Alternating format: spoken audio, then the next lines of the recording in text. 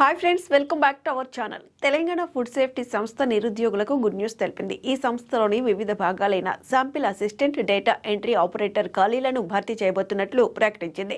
అయితే out sourcing విధానంలో ఈ జాబ్స్ ను ఫిల్ చేయబోతున్నట్టు తెలిపింది. ఇప్పటికే ఈ సంస్థ అర్హత ఉన్న అభ్యర్థుల నుంచి దరఖాస్తులు కూడా తీసుకుంటున్నట్లు ప్రకటించింది. ఈ జాబ్స్ కి సంబంధించిన పూర్తి వివరాలు ఇప్పుడు తెలుసుకుందాం.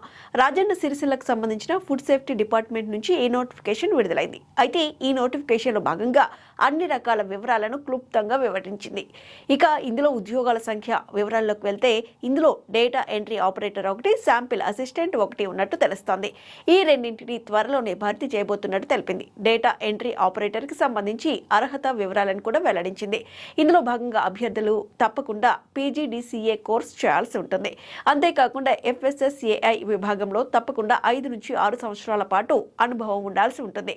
ఇక శాంపిల్ ప్యాకింగ్ జాబ్ వివరాల్లోకి వెళ్తే ఈ జాబ్ కి సంబంధించిన అర్హత కూడా ప్రకటించింది. ఇందులో తప్పకుండా 12th పాస్ అయి ఉండాల్సి ఉంటుంది.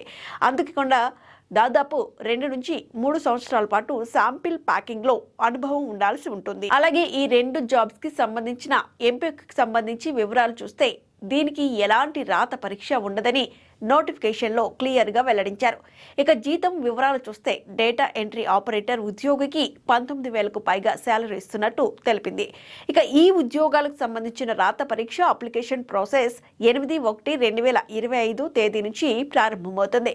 చివరిగా 10/1/2025 ముగుస్తుందని నోటిఫికేషన్ తెలిపింది. ఈ 2 జాబులకు సంబంధించి వయస్సు పరిమితి 22 నుండి 44 సంవత్సరాల మధ్య ఉండాల్సి ఉంటుంది.